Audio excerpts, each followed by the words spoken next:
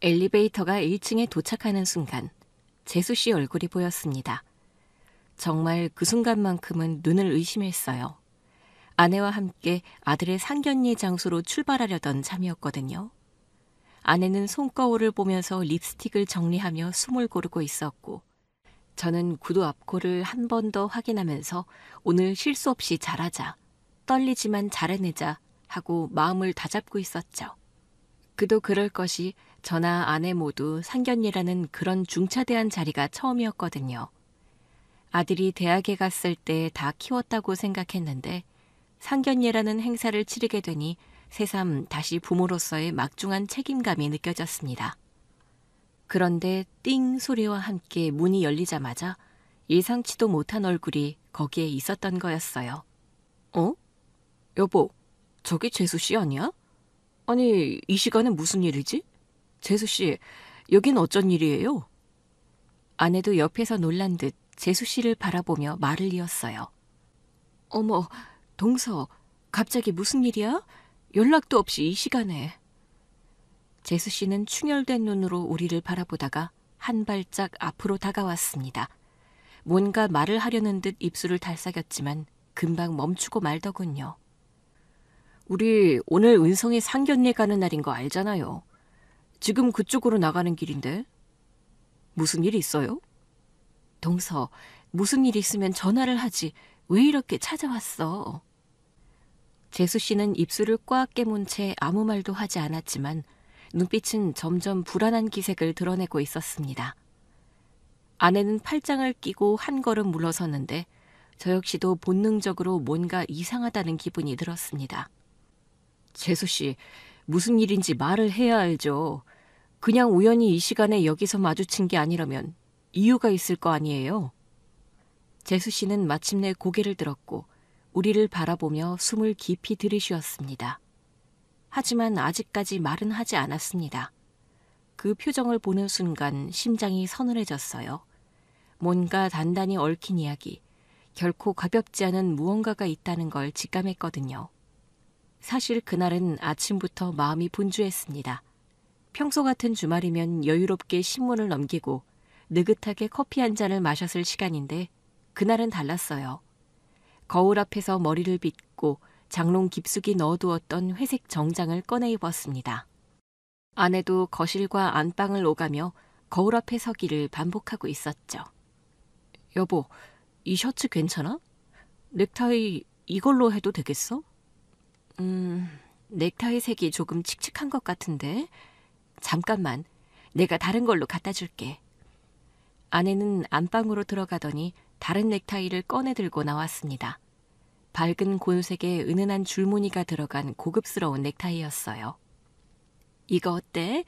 은성이 상견례 날인데 반듯하게 보여야지. 아, 정말 왜 내가 더 떨리는지 모르겠네. 그러게 말이야. 어제는 오랜만에 잠도 설쳤잖아. 당신 그렇게 뒤척이더라. 우리 은성이가 벌써 결혼을 한다는 게 실감이 안 나서 그래. 눈 깜짝할 사이에 대학 가고 군대 갔다 오고 직장 들어가고 여자친구 만난 지 인제 2년이 됐다고 했나? 진짜 상견례까지 하네. 우리 은성이 다 컸다, 여보. 아기 때는 매일 밤마다 무릎에 누워서 자던 애였는데. 그러게 말이야. 근데 여보, 당신 머리 스타일이 오늘따라 예쁜 것 같은데? 진짜? 어머, 고마워요. 당신도 오늘따라 한껏 젠틀해 보이시네요. 저희 부부는 서로의 옷매무새를 다듬어주고 마지막으로 전신 거울 앞에서 함께 섰습니다. 부부가 함께 정장을 입고 서 있는 모습이 낯설면서도 왠지 모르게 든든했어요. 저는 아내의 머리카락을 가볍게 넘겨주며 웃었고 아내도 제 넥타이를 다시 한번 정리해 주었습니다. 자, 이제 슬슬 나갈까? 차키 챙겼어요? 챙겼지. 막히기 전에 얼른 가자고.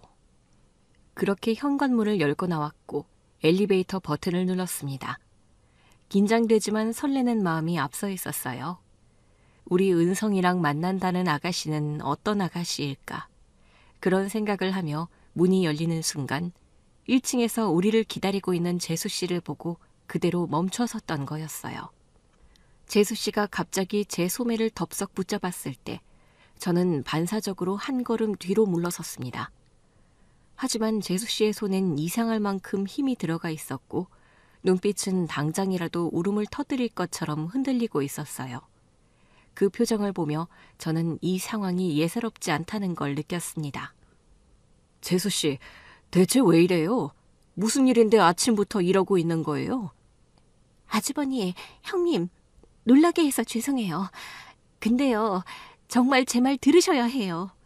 제가 오늘 여기 온 거는 우연도 아니고 정말 중차대한 일로 온 거예요.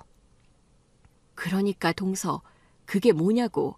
무슨 일인지 모르지만 전화로 해도 되잖아. 형님, 전화로 말할 수 없는 이야기니까 그렇죠. 꼭 얼굴을 보고 이야기해야 할 만큼 정말 중요한 거라 그런 거예요. 그래, 여기까지 오느라 고생했는데 우리가 지금 정말 급하거든? 여기서 더 시간을 지체하면 안 될 것 같아. 무슨 일인지는 나중에 이야기하자고요. 잠깐만요. 말할게요. 무슨 말을 하려고 했냐면요. 아주버니, 형님, 오늘 상견례 말이에요. 상견례에 가지 마세요. 제 말 좀 들어주세요. 네? 제발 오늘 그 자리에 가시면 안 돼요. 정말 큰일 나요. 뭐? 지금 뭐라는 거예요, 재수 씨?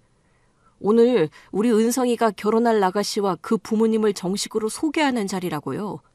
이게 얼마나 중요한지 몰라요? 그런데 뭐 상견례에 가지 말라고요? 도대체 왜 가지 말라는 건데요? 저 그동안 말 못했어요. 형님이랑 아주버니 상처받을까 봐요. 진짜 참고 있었는데 이 결혼은 정말 막아야 해요. 은성이가 만난다는 그 아가씨는 절대 안 돼요.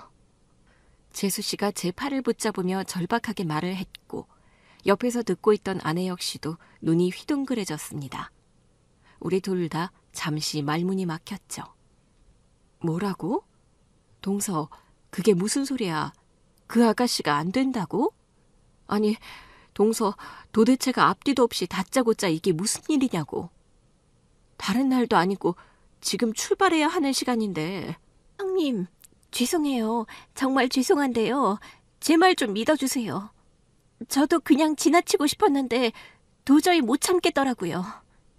오늘 상견례 가면 아주버니 평생 후회하실 수도 있어요. 재수 씨, 잠깐 진정 좀 해요. 그 아가씨가 뭐가 문제라는 건데요. 지금 근거도 없이 이러는 건 정말 곤란하잖아요. 근거요? 근거 있어요. 하지만 지금 다 설명 못해요. 시간도 없잖아요. 제발 제 말 한 번만 믿고 그냥 오늘 하루만 참아주세요. 제 말 다 듣고 미루거나 다시 생각해 볼 수 있는 거잖아요. 여보, 근데 이상해. 동서가 이유 없이 이럴 사람은 아니잖아. 진짜 뭔가 있는 거 아니야? 아니, 당신까지 왜 이래? 지금 이게 말도 안 되는 타이밍이잖아. 우리가 옷까지 다 차려입고 나가는 길인데 갑자기 나타나서 이런 말을 한다는 게. 저는 마음이 흔들리는 아내의 손을 꽉 붙잡았고 단호하게 재수 씨의 손을 떼어냈습니다. 재수 씨는 끝까지 제 팔을 붙들고 거의 자리에 드러누우려 했지만 저는 고개를 저으며 단호하게 그 손을 뿌리쳤어요. 그만해요, 재수 씨. 은성이를 위해서라도 꼭 가야 해요. 재수 씨가 뭘 아는 건지 왜 이렇게까지 하는 건지 모르겠지만 그 말은 나중에 들을게요. 미안해, 동서. 여기까지 와줘서 고마운데 일단 지금은 가는 게 맞는 것 같아. 혹시나 동서 말대로 뭐가 있더라도 직접 확인을 하는 게 맞지 않겠어? 형님, 정말 후회할 거예요. 큰일 날 거라고요. 훌쩍거리며 만류를 하는 재수 씨. 거기서 마음이 좀 흔들리긴 했지만 저와 아내는 뒤도 돌아보지 않고 차에 올라탔습니다. 백미러를 통해 보이는 재수 씨의 얼굴이 자꾸 마음에 걸렸지만 저는 이를 악물고 운전대를 잡았어요. 상견례 장소는 강남에 있는 고급 호텔이었습니다. 로비를 지나 예약된 프라이빗 룸으로 가자 아들 은성이가 도착해 있었습니다. 아버지, 어머니, 오셨어요? 차가 많이 막히진 않으셨어요? 아니다. 잘 왔어. 우리가 늦지는 않았지? 안 늦었어요. 딱 맞춰 오셨어요. 예진이랑 예진이 부모님은 곧 도착하신대요. 그때 복도 쪽으로 보고 있던 아들이 누군가에게 90도 인사를 했고 우리 부부의 시선도 자연스레 그쪽을 향했습니다. 예비 사돈어른과 사부인이 미소를 지으며 서 있었어요. 멀리서 봐도 깔끔하게 차려입은 모습이 격식 있는 분들 같더라고요. 너무 뚫어져라 보는 것은 예의가 아닌 것 같아 짐짓 고개를 살짝 숙이는 사이 화장실에 다녀온 예비 며느리가 보였습니다. 단정한 원피스를 입고 부드러운 미소를 짓고 있는 얼굴. 이내 직원이 예비 사돈어른과 사부인 그리고 며느리를 우리가 서 있는 프라이빗 룸 쪽으로 안내를 했고 가까이서 아들의 예비 신부 그리고 그 부모님을 보게 되었는데 그 순간 정말 숨이 멎는 줄 알았습니다. 여보, 저 아가씨 왜 그래요? 당신 어디 아파요? 저 사람들 말이야. 세상이 빙글빙글 돌았고 심장이 쿵 하고 내려앉는 느낌. 두 다리에 힘이 빠졌고 시야가 까맣게 흐려지는 듯 했습니다. 눈을 떴을 때 제 눈앞엔 하얀 천장이 보였습니다. 정신을 잠깐 잃었던 모양이었어요. 희미하게 들려오는 목소리와 누군가 손을 꼭 잡아주는 감촉이 느껴졌죠. 여보, 괜찮아요? 정신 들어요? 여보, 여기 호텔. 상견례를 막 하려던 참이었는데 괜찮아요. 당신이 잠깐 휘청거리다 넘어질 뻔했는데 내가 붙잡았어요. 너무 놀라서 그랬나 봐요. 저는 몸을 일으켜 앉으며 주위를 둘러보았습니다. 호텔 측 직원 한 명이 물컵을 들고 있었고 예비 신부의 부모님은 다소 당황한 표정으로 우리 쪽을 바라보고 있었어요. 예비 신부는 조심스럽게 저와 눈을 마주치지 않으려 애쓰는 듯 고개를 숙이고 있었습니다. 아버님 괜찮으세요? 이거 놀라게 해서 미안합니다. 그럴 수도 있지요. 저도 작년까지 기립성 저혈압? 그런 게 좀 있었거든요.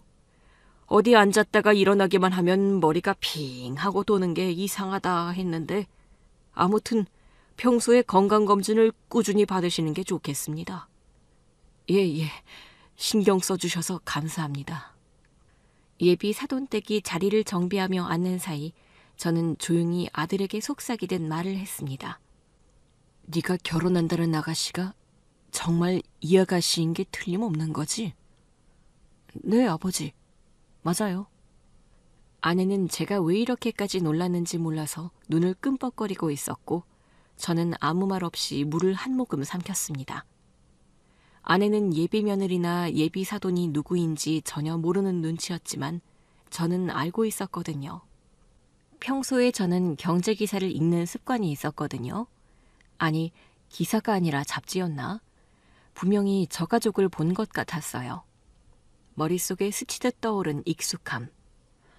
예비 사돈어른의 얼굴과 단정한 눈매, 어디선가 본 듯한 기시감이 있었지만 그것보다 더 충격적인 건 잠시 후 들려온 사돈어른의 소개 말씀이었습니다. 다시 한번 정식으로 인사드리겠습니다. 저는 김재환입니다. 이쪽에 있는 제 아내는 윤선희 여사고요. 처음 뵙겠습니다. 저희는 은성이 부모예요. 저는 김정숙이고 여기 이 사람은 제 남편 이한규입니다. 제가 듣기론 은성이가 성실하고 참 반듯하게 자란 청년이라 하던데 우리 혜인이와 잘 만나줘서 정말 고마운 마음입니다. 아닙니다. 저희도 혜인이가 참 밝고 예의 바르다 생각했어요. 그런데 실례가 안 된다면 한 가지 여쭤봐도 될까요? 네, 편하게 말씀하세요.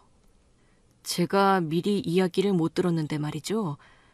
혹시 사돈어른께서 금융 쪽 일을 하시는 게 맞습니까? 제가 사돈어른이랑 그 집안에 관련된 스토리를 어디선가 본 것 같은데 기억이 날 듯 말 듯 정확하지가 않아서요. 아, 예. 저희 집안이 조금 그쪽에 오래 몸담았습니다. 제 부친은 산업은행 초창기 멤버셨고 저도 한때 금융감독원에서 일했습니다. 지금은 퇴직하고 자문위원 정도만 맡고 있어요. 어머, 그러셨군요. 너무 겸손하게 말씀하시네요. 혜인 아버지가 원래 그런 성격이에요. 사실 유서 깊은 집안이네 명문 집안이네 해봐야 다들 각자 삶을 사는 시대잖아요. 사실 우리 혜인이는 부모 도움보다는 자기 힘으로 살아왔고요. 아드님도 계십니까? 예, 딸 하나, 아들 하나입니다. 원래는 이 자리에 우리 아들도 인사를 드려야 하는데 아들이 좀 멀리 있거든요. 혜인이한테 오빠가 하나 있는데 우리 아들은 미국에서 일을 하고 있어요. 예, 정말 훌륭하시네요. 저는 억지로 웃어 보였지만 속으로는 숨이 턱턱 막혔습니다. 우리 집안과는 차원이 다른 사돈 집안이었어요. 저는 평범한 중소기업에서 30년간 일한 퇴직자이고 아내는 평생 소일거리를 간간히 하던 평범한 주부인데 상견례 자리에 앉아 계신 이분들은 명문가라고 불러도 손색 없는 집안이었거든요. 아내도 말은 안 했지만 제 손을 꼭 붙잡고 있는 걸 보니 복잡한 감정이 고스란히 느껴졌어요.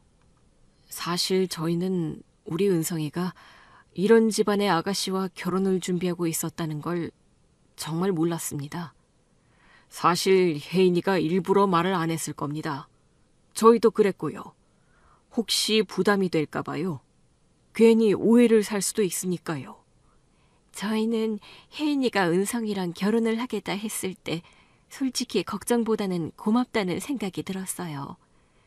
주어진 것 없이도 당당하게 살아가려는 모습이 참 기특하더라고요. 그렇군요. 대단한 걸 물려주지는 않았지만 그냥 바르게 키우려고 노력은 했습니다. 맞아요.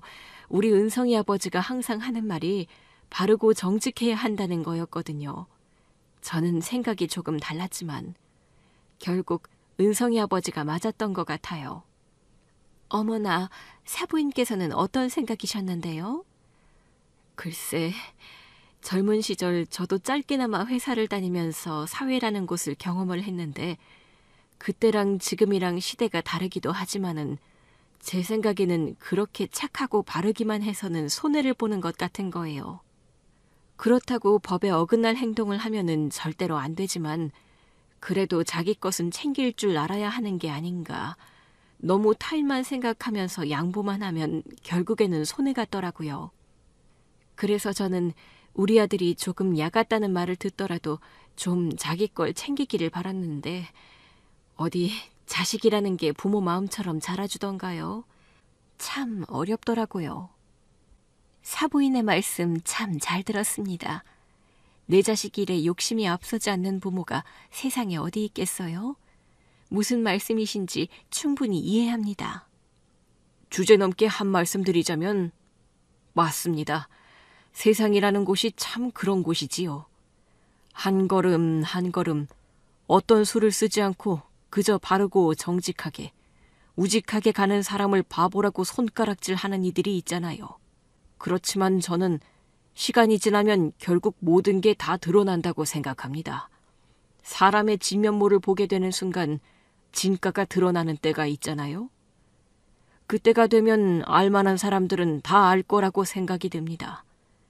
제가 은성 청년에 대해 아주 잘은 모르지만 우리 딸한테 들은 걸 생각했을 때 참 훌륭하신 부모님 밑에서 잘 자란 청년인 것 같습니다. 저는 은성군의 그런 진면모를 귀하게 봅니다. 부족한 우리 은성이를 그리 봐주셔서 참으로 감사하네요. 예비 사돈어른과 사부인의 이야기를 들으며 속으로 조용히 되뇌었습니다. 이 정도로 대단한 집안이라서 재수 씨가 이 결혼을 말리려고 한 건가? 그런데 뭔가 있다고 했는데 그 자리에서 감히 내색할 수는 없었지만 머릿속엔 수많은 의문들이 겹겹이 떠오르기 시작했습니다. 하지만 재수 씨가 했던 말과 별개로 상견례는 생각보다 훨씬 조용하고 따뜻한 분위기에서 진행이 됐어요. 예비 사돈어른과 사부인은 처음부터 끝까지 말투 하나, 행동 하나까지도 예의 바르고 정중했거든요. 그런데 그 정중함이 어딘가 위압적인 것이 아니라 오히려 저희 부부를 편안하게 해주는 방식이었습니다. 말 그대로 품격이라는 단어가 어울리는 분들이라는 느낌이 들었더라고요. 음식은 입에 맞으세요? 이 호텔 한식이 괜찮다고 해서 예약을 한 건데. 네, 너무 맛있어요. 하나하나 정성스러운 게 느껴지네요. 아무래도 이런 자리는 서로 많이 낯설고 긴장되죠. 저희도 사실 좀 떨리더라고요. 혜인이 오빠가 나이는 많지만 아직 결혼을 안 해서 저희도 이런 자리가 처음입니다. 아, 예, 저희도요. 뭐랄까, 이게 진짜 우리 은성이가 결혼을 하는 거구나. 근데 아직 실감도 안 나고요. 저희 혜인이가 은성이를 정말 좋아하더라고요. 언제나 밝은 목소리로 이야기를 해서 덩달아 저희 부부도 기분이 좋아졌어요. 혜인이가 참 단아하고 예의 바르더라고요. 저희도 보자마자 느꼈어요.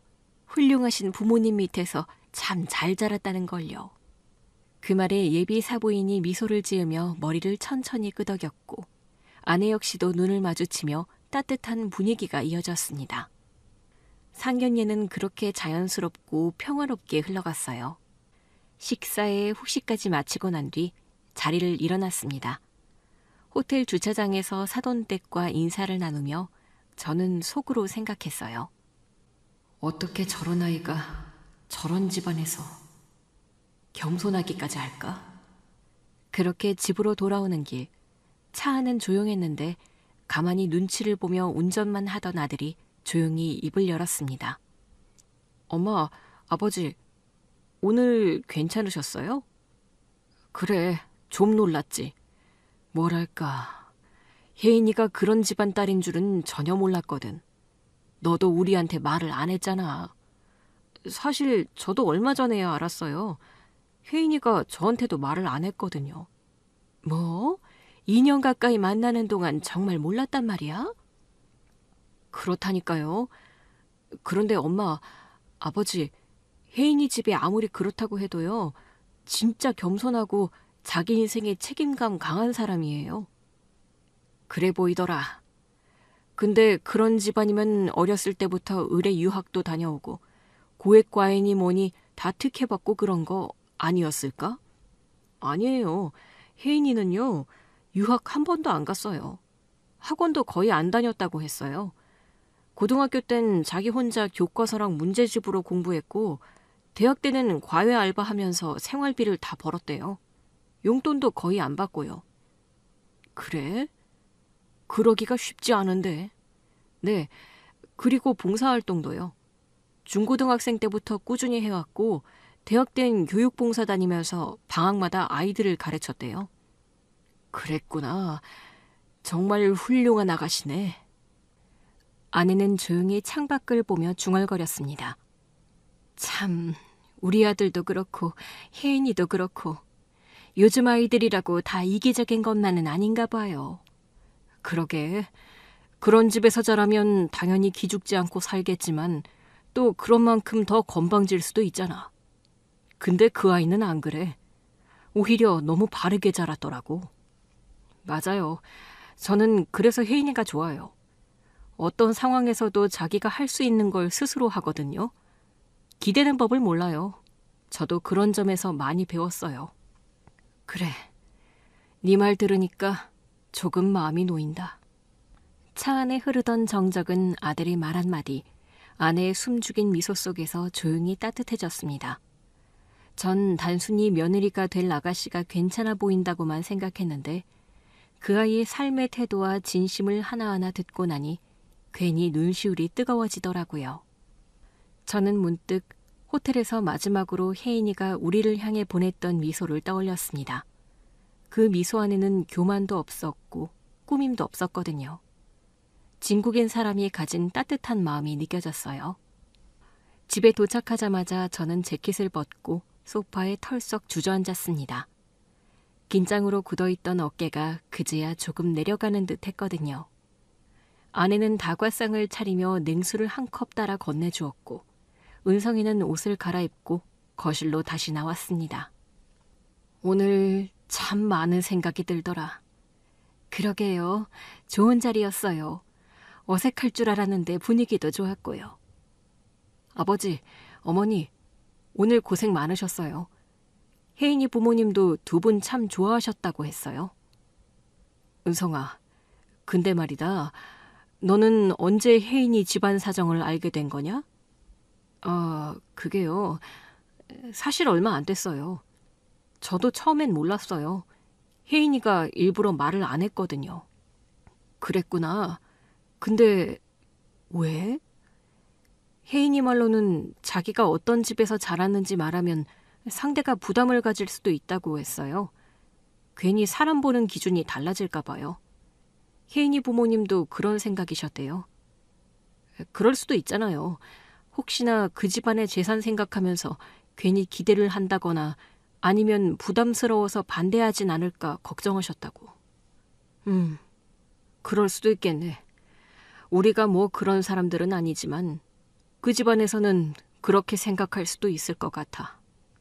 저는 고개를 끄덕이며 속으로 이런저런 생각이 교차하는 걸 느꼈습니다. 그러다 불현듯 떠오른 얼굴. 오늘 아침 상견례에 가기 전 아파트 1층에서 우리를 기다리고 있었던 재수 씨의 얼굴이 떠올랐습니다. 그런데 은성아, 너 혹시 너희 작은 엄마가 말이다. 혹시 작은 엄마랑 혜인이가 아는 사이라는 말 들은 적이 있니?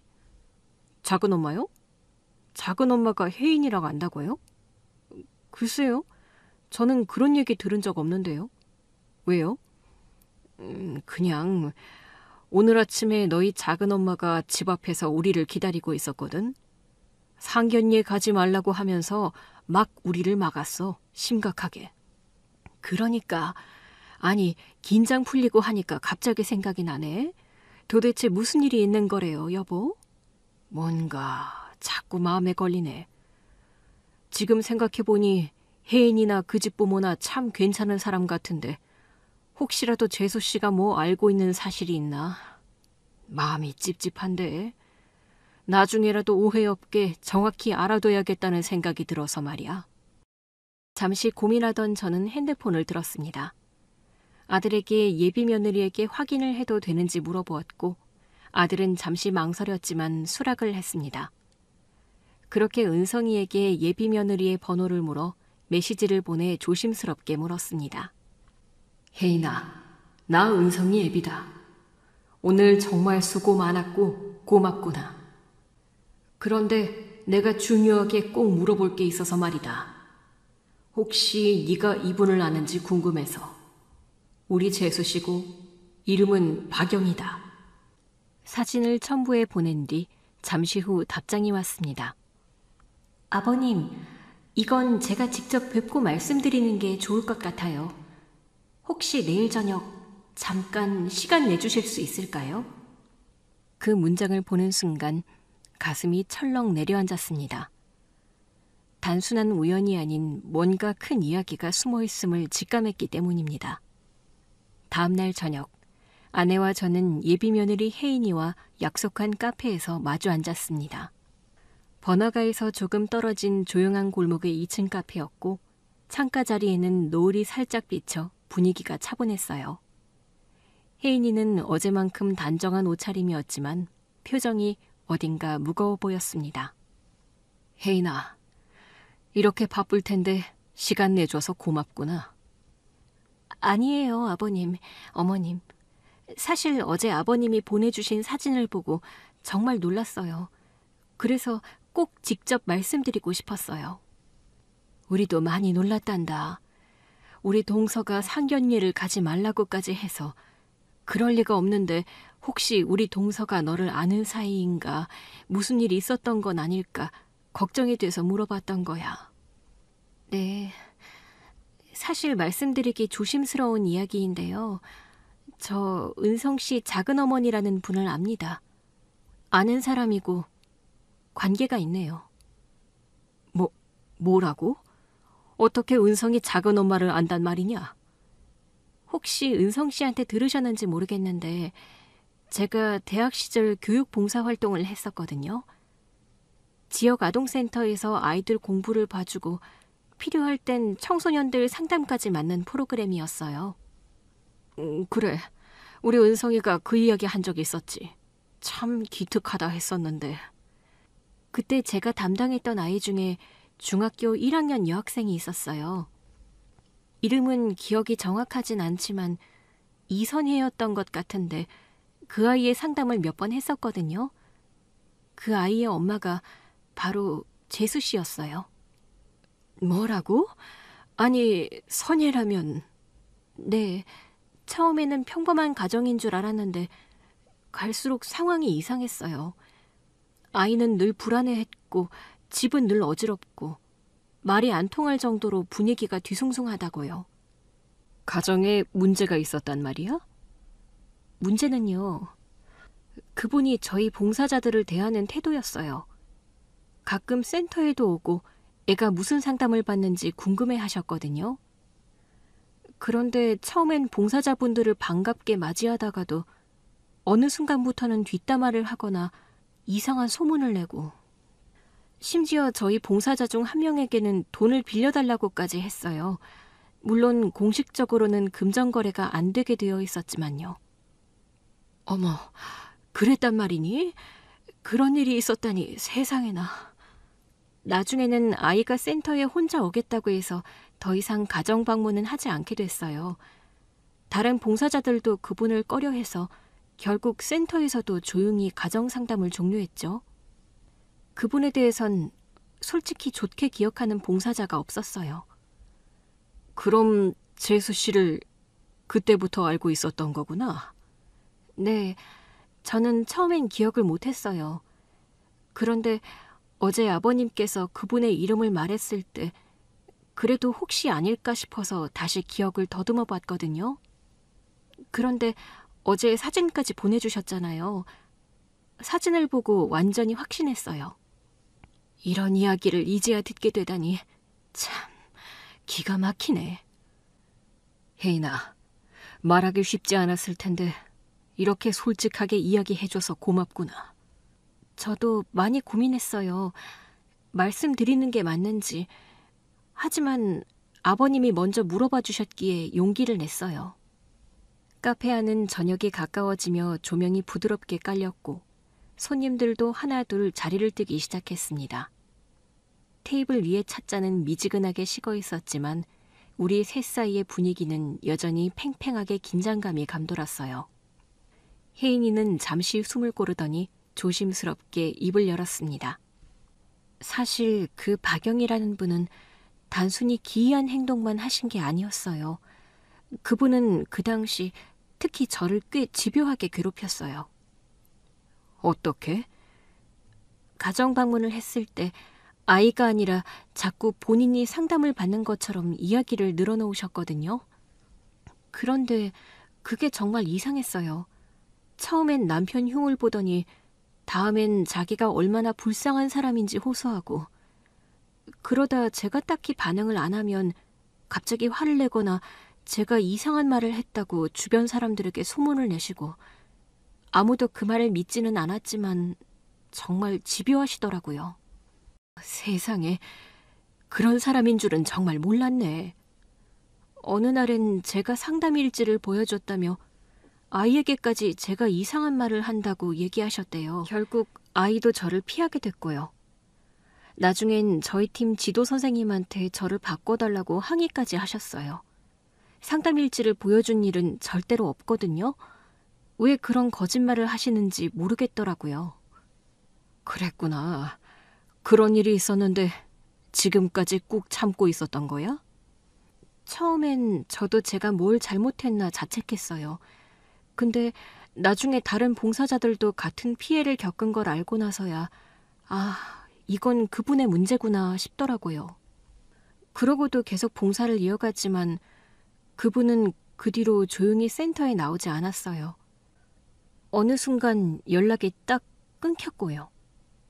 혹시 이건 내 생각인데 너희 집안 배경을 알게 된 건 아니었을까? 저도 그럴 가능성이 있다고 생각해요. 직접 이야기한 적은 없지만 센터 봉사자들 중에 저랑 가까운 사람들은 어느 정도 저희 집안이나 배경에 대해 알고 있어서 아마 그걸 통해 알게 된 게 아닐까 싶어요. 괜히 잘못 건드렸다간 일이 커질까 싶어서 슬그머니 빠진 거겠죠? 그렇다면 만약 이번에 너와 은성이가 결혼한다고 하니 아주 큰일이 났다고 생각을 했겠구나. 아버님, 어머님께서 말씀해 주신 그날 아침 이야기를 듣고 확신이 들었어요. 상견례에 가지 말라고 했다면서요. 저를 보면 안 된다고, 저한테 문제가 있는 것처럼 말씀하셨다고 했잖아요. 아마 예전에 괴롭혔던 사람이 어머님, 아버님의 며느리가 된다는 걸 알고 자신의 과거가 드러날까 두려웠던 게 아닐까요? 그래서 상견례를 막으려 했던 거고? 네, 그건 분명해요. 그분은 감정적인 분이지만 동시에 자기 이익에 아주 민감한 분이거든요. 절대 그냥 지나치는 분이 아니에요. 지금이라도 너한테 이런 이야기를 들을 수 있어서 다행이다. 그런 속사정 모르고 우린 동서 말만 듣고 망설일 뻔했어. 혜인아, 다시 한번 고맙구나.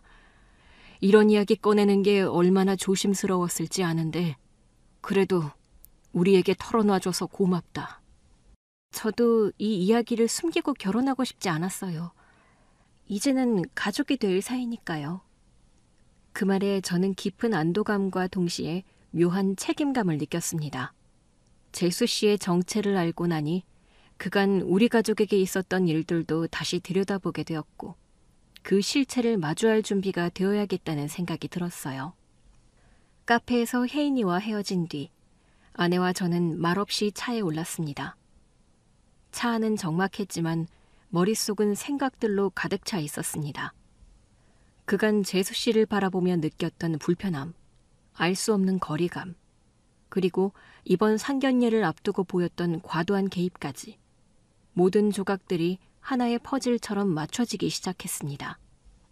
이제야 모든 게 이해되네. 여보, 생각해봐.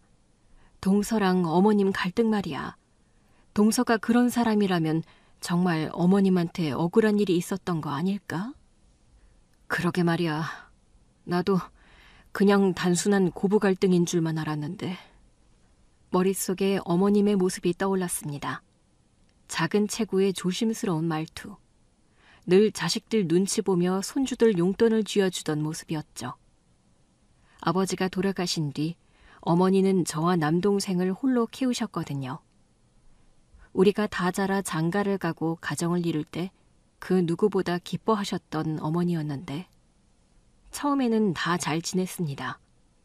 명절에도 저희 집 식구와 제 동생네 식구, 재수 씨랑 조카 다 어머님 집에서 모였었거든요. 그런데 어느 순간부터 동생 부부는 어머니와 연락을 끊고 살기 시작했었어요. 바쁜 탓이라 여겼고 종종 어머님이 재수 씨를 힘들게 한다는 이야기를 들었기 때문에 고부 갈등이 있어 그럴 수도 있다고 이해하려 했지만 해가 갈수록 아예 어머니 생신에도 연락 한 통 없는 게 이상했죠.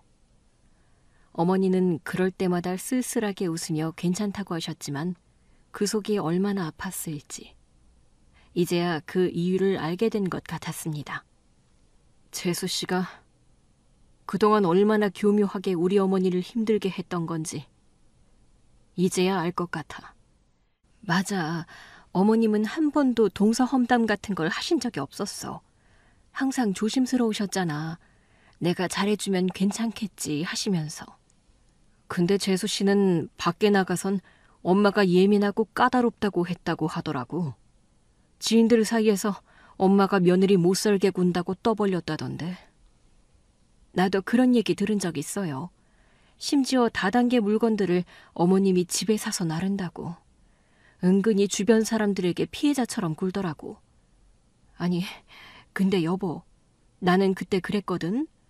동서가 나한테 어머님이 다단계에 미쳐가지고 동서한테 돈까지 빌려달라고 하셨다거나 동서한테까지 물건을 사라고 하셨다는 말을 듣고 그건 어머님이 좀 너무하셨다 이런 생각을 했는데 그것도 동서 말만 들은 거잖아. 엄마가 몇 번 지인 따라갔다가 물건 산 건 들었어. 그게 뭐 얼마나 된다고. 그걸 그렇게 부풀려가지고 결국 동생까지 엄마한테 등을 돌리게 만든 거지.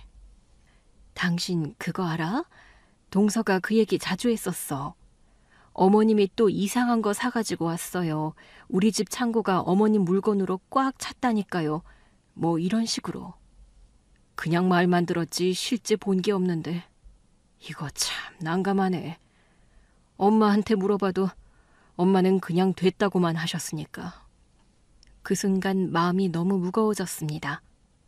돌아가신 아버지 대신 우리 집안을 지켜오신 어머니가 재수 씨의 이간질로 아들한테 외면당하고 얼마나 속이 상하셨을까. 아내는 제 무릎 위에 손을 얹으며 말했어요. 이제라도 알게 돼서 다행이야, 여보. 어머님한테 우리가 더 잘해드려야겠어요. 그래, 절대 이대로 넘기면 안 되지. 한철이도 진실을 알아야 해. 아내와 이야기를 한 뒤 마음속으로 다짐을 했습니다. 이제부터라도 어머니 곁을 더 지켜드려야겠다고요. 재수 씨라는 존재가 우리 가족 사이에 어떤 균열을 만들어 왔는지 이제야 제대로 보기 시작한 것 같았습니다. 그날 밤 아내는 거실 소파에 앉아 오랫동안 말이 없었습니다.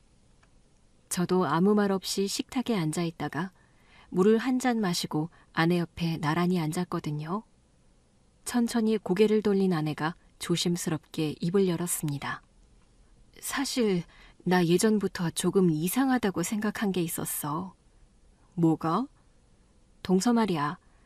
당신 아주 오래전 일인데 당신이랑 결혼도 하기 전에 내가 회사 다니던 시절 큰 사건 겪었을 때 관련이 있었던 것 같아.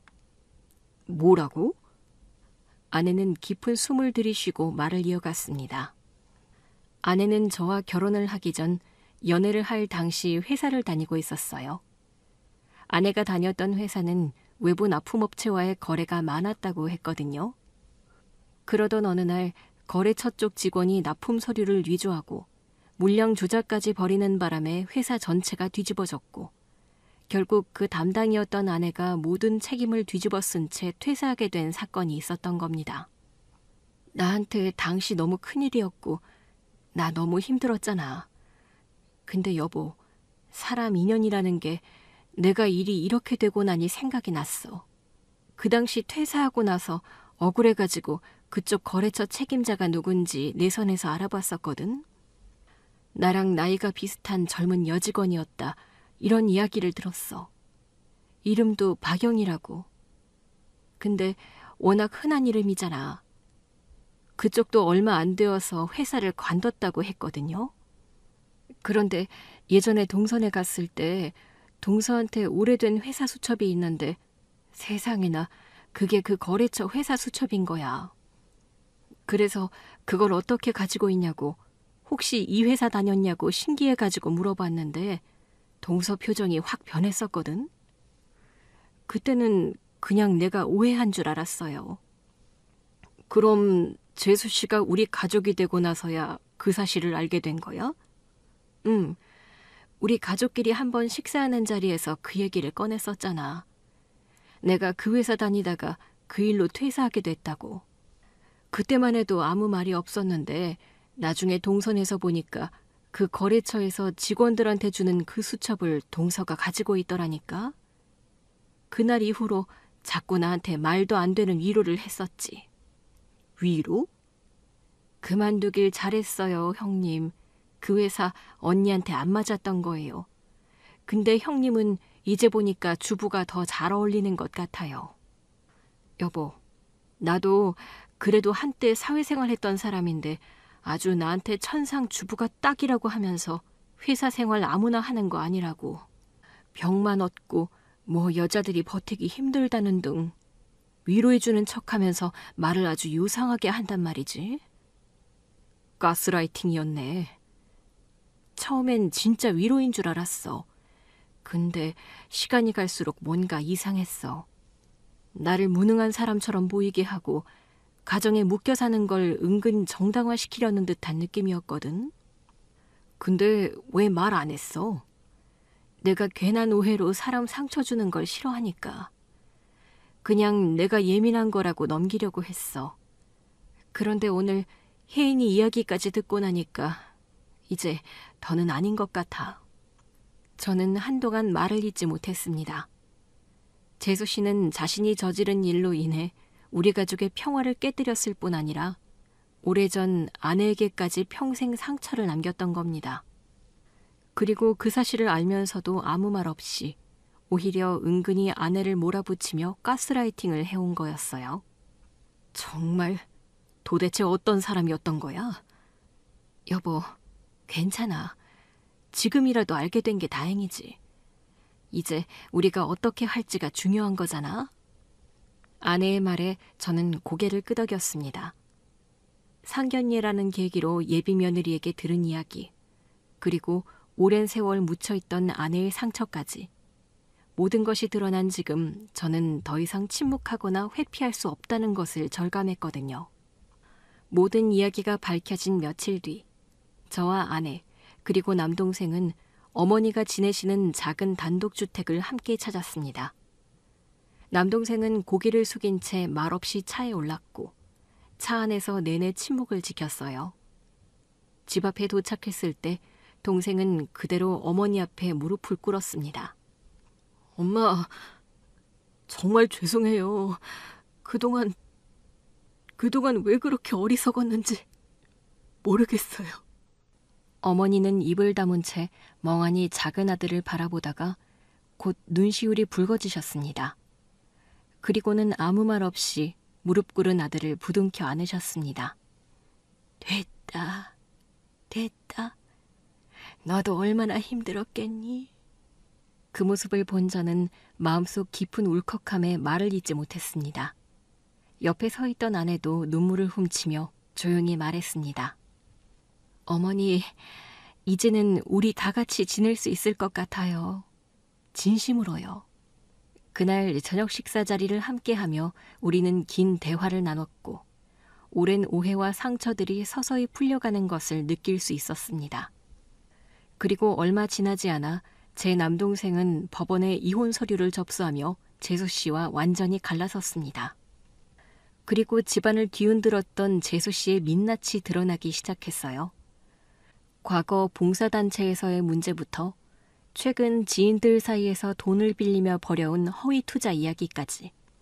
이혼을 당한 재수 씨는 결국 여러 건의 사기 혐의로 고소를 당했고 비난을 받으며 법적 처벌을 피하지 못하게 되었습니다.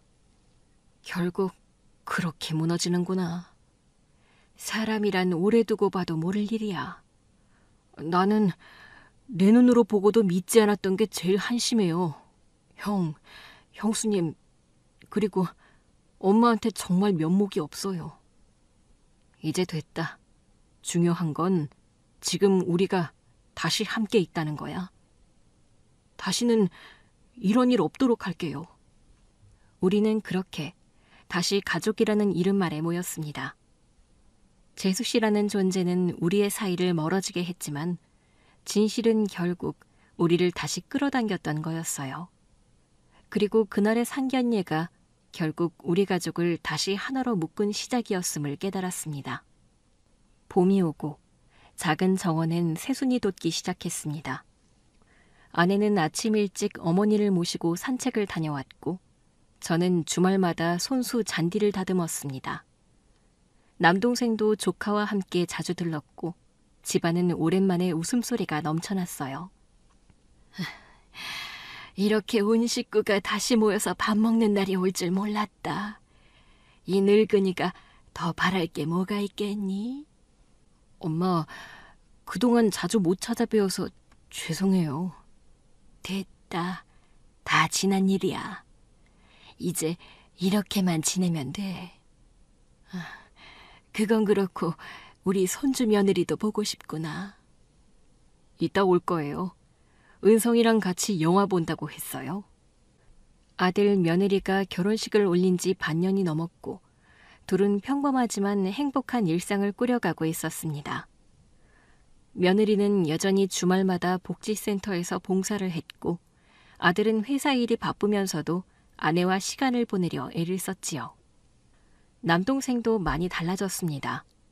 이혼 이후 많이 힘들어했지만 어머니와의 관계를 회복하고 나서는 한결 밝아졌거든요. 무엇보다도 아내와 저를 바라보는 눈빛이 많이 부드러워졌습니다. 형, 고마워. 그동안 얼마나 눈이 멀어 있었던 건지. 가족이잖아. 다시 돌아온 것도 용기야. 우린 그걸 더 고맙게 생각해. 이제 엄마한테 자주 오려고. 그래, 그걸 제일 좋아하실 거다.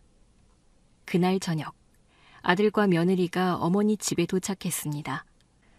어머니는 두 사람 손을 꼭 잡고 방 안으로 들어가 한참을 이야기하셨고 거실에는 도란도란 웃음소리가 흘렀습니다. 여보, 지금 이렇게 지내고 있는 게 실감이 나요? 글쎄, 아직도 꿈만 같아. 근데 말이야, 다 애들 덕분이지. 우리 며느리가 아니었으면 이 진실들을 다 모른 채 살아갔을 수도 있잖아. 맞아요. 혜인이가 우리한테 온 건 정말 기적이에요. 긴 시간 동안 얽히고 설킨 오해와 상처들이 정리되고 평온함이 자리 잡은 우리 집. 저는 그저 지금 이 고요하고 평온한 일상이 계속되길 바랄 뿐입니다.